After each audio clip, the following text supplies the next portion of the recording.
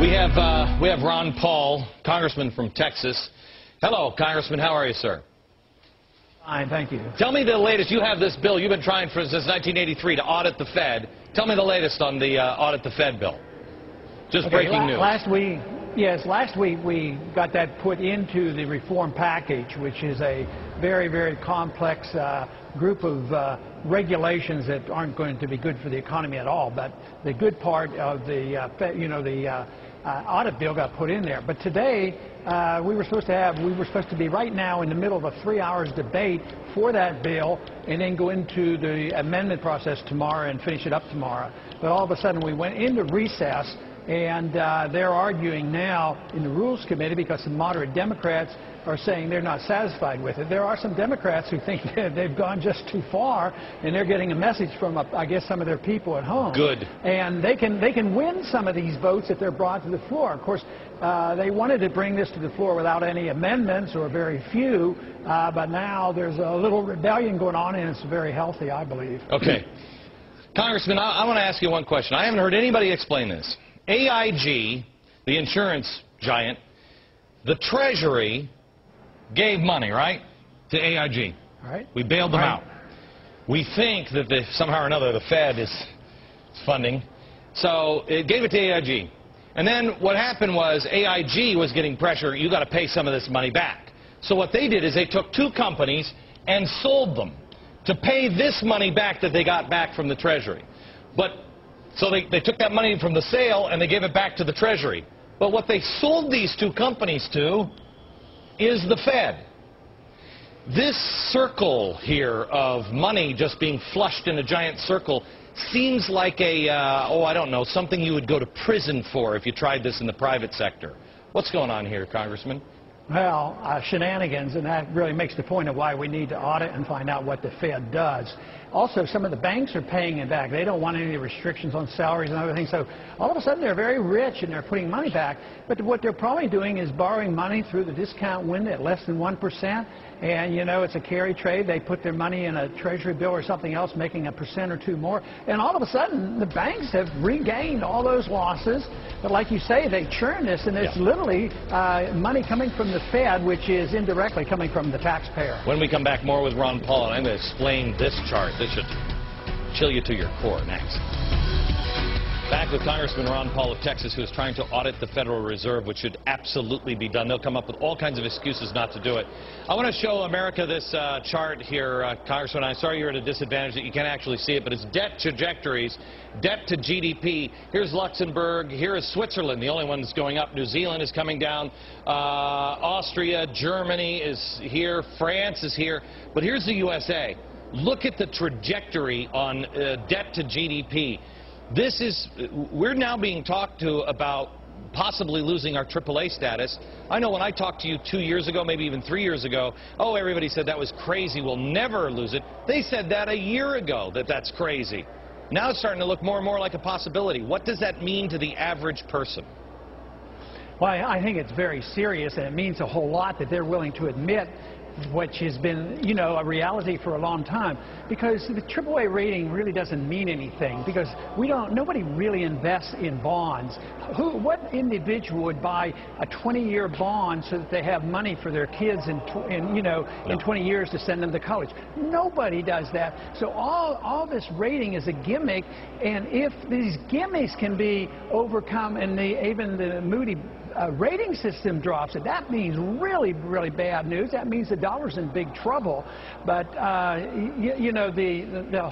whole idea that these bonds are really worth something right now, it's only because the Fed can create credit, make deals with foreign governments and foreign central banks, and push money into banks and say, buy up this debt, keep the interest rates low. It's all a gimmick, and they're raking off the profits. Right. So I'm surprised that the rating hasn't gone down a long time ago. Let me just say this. If you are supportive to audit the Fed, now's the time to call your congressman, because they're talking about it even tonight.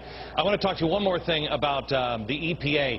Yesterday, the EPA came out and said, if you guys don't do something in Congress with cap and trade, we will. Sir, isn't it true that the Constitution, you're in charge? Can't Congress just say, well, then we'll just disband you, or we'll create a law that says you can't do that? Is Congress irrelevant?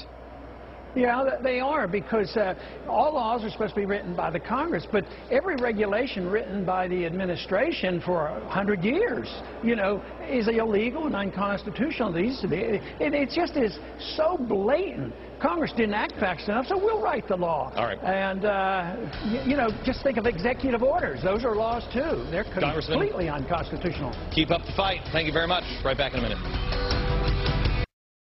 This Republican Ron Paul likens it to a spending binge that has got to stop but won't.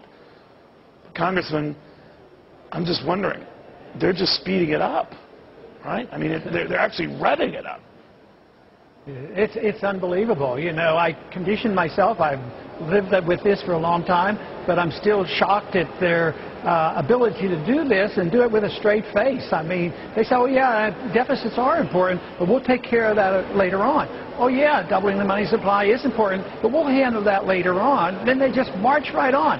Even if all their policies caused the crisis, they still do more of the same. And they do that with expecting it to work. But it's just bewildering, to say the least. All right, now, I know if they're not going to focus on the math, then why not the polls that show that Americans are getting antsy about this? What is driving a separate spending agenda that a lot of folks are very, very cautious about and getting increasingly alarmed about? Yeah, that is an important question, because there are a lot of politicians here in Washington, as you may have noticed, and they usually respond to what they hear by, and they protect themselves. But that also might be a reason why there is some fights going on now within the Democratic Party, because, right now they're in the middle of an argument over a rule to bring the regulatory bill to the floor.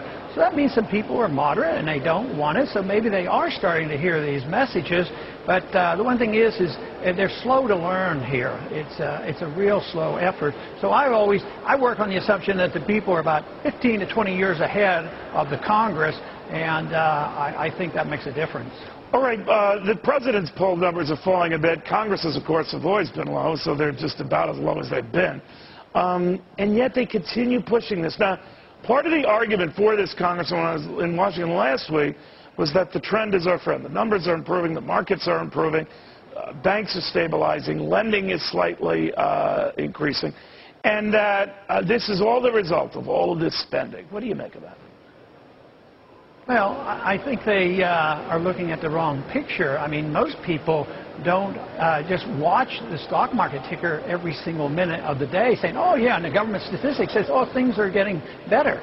But, they say the GDP is up. But if government spends money and buys it on something that has no redeeming value, the GDP goes up. If you buy a tank, the GDP goes up. That doesn't make people wealthier. And besides, the thing that people are looking at is the fact that their standard of living has been going down. Real wages have been going down a lot longer than since just this recession.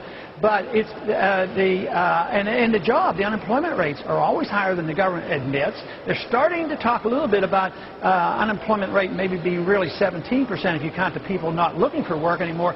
But some private sources said unemployment is really closer to 21%. So that's why the people don't buy into these arguments. Oh, everything looks pretty good now. A couple of statistics came out, and it looks like we've turned the band. But the American people don't quite buy into that yet. What did they do, though? What if the numbers improve enough, or the jobless situation improves enough, and your correct percentages on the real rate of unemployment notwithstanding are reversed enough that people start saying, well, all this spending must have done it? Well, I think you could argue that case in previous recessions when the government got involved. They sort of put a patch over the bursting bubble and maybe delayed it a bit. I think this one's a little bit different. I don't think they're going to be able to do this. I think that it's going to be very hard to argue in 2, 3, 4, 5 years that unemployment rates are better and the people are feeling better and real wages are going up. And then the ill effects of all the spending and all the debt, then it's going to hit us, because all of a sudden we're going to see higher interest rates, and we're also going to see inflation rates and less confidence in the dollar. So I don't think there's much chance that that's going to happen, even though they might feel better for a little bit. The policies are wrong. They were wrong, and they were predictable that they would cause this crisis. So the same policies can't get us out of this mess. So I'm not expecting that in 2 or 3 years the people are going to be going quite well, even though in other recessions they were minor. But I think we're in something much different. We're much closer to the 1930s than we are, say, 1990 or some other period of time where we have a year or two recession. Even now you're saying that? Oh yeah, I don't think we've really changed anything, because our debt is worse and the government involvement is worse. I mean, one of our problems was we spent too much, we borrowed too much, and we regulated too much. And just think of what we're doing here. In addition, all the taxes. Does that encourage people to invest here? No, it encourages people to invest overseas, because other countries are inviting them over, and businesses continue to leave this country. Well, good points, Congressman. Great seeing you again. Thank you.